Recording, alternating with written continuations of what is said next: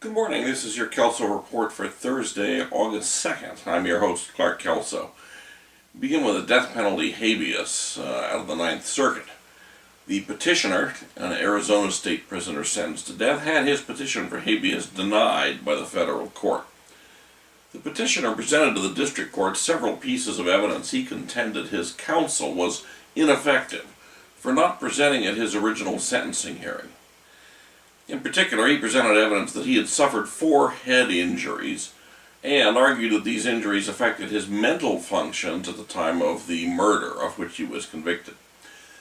The Ninth Circuit panel unanimously concluded that the petitioner was not prejudiced by his counsel's failure to submit this additional evidence in light of the great weight of other evidence in the record, including the petitioner's own confession, which demonstrated that he was an active participant in planning, executing, and trying to cover up the crime. So if he had 4 head injuries, they apparently didn't impair his abilities. Next search and seizure case in United States v. King. The Ninth Circuit in banc overruled about 20 years of Ninth Circuit authority, which had held that there is no constitutional difference between probation and parole for purposes of the Fourth Amendment. That rule, or that approach, conflicts with the United States Supreme Court's holding in 2006 that parolees have fewer expectations of privacy than probationers. That was the holding in Sampson v. California.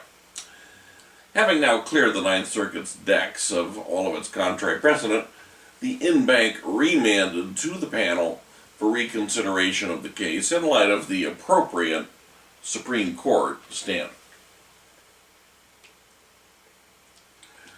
An important debt collection consumer protection case yesterday.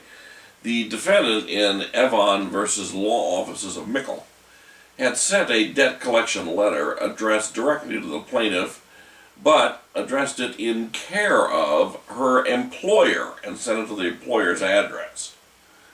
Well, the plaintiff responded by filing a class action lawsuit alleging that sending letters care of the class members' employers violated the Fair Debt Collection Practices Act. Giving the statute a deliberately liberal interpretation to achieve the objective of protecting debtors from abusive and unnecessarily embarrassing debt collection practices, the Ninth Circuit agreed with the plaintiffs. The Act generally prohibits communication with third parties, and according to the majority of the Ninth Circuit panel, sending a debt collection letter care of the employer at the employer's address appears to be a communication with a third party, particularly since it is likely to be opened by someone other than the debtor. There was a dissent in the case that argued that it was still addressed to the debtor, so there really wasn't a problem. For my money, I think the majority has it right. It clearly is a practice intended to embarrass by sending it to the employer and notifying the employer that, hey, this employee's got a debt collection problem. Next, we turn to the California Court of Appeal, an Anti-Deficiency Act case. The purchasers of real property had partially financed the transaction by taking a loan from and giving a promissory note and second deed of trust to the seller. After the transaction, a dispute arose as to certain disclosures concerning the sale, and the purchaser sued the seller. As part of settling that lawsuit, the parties agreed to modify the promissory note by reducing the amount of the debt. Subsequently, the purchaser stopped paying on the promissory note, and the seller then obtained a judgment against the purchaser for the note's entire balance, based on the notion I'm enforcing the settlement agreement.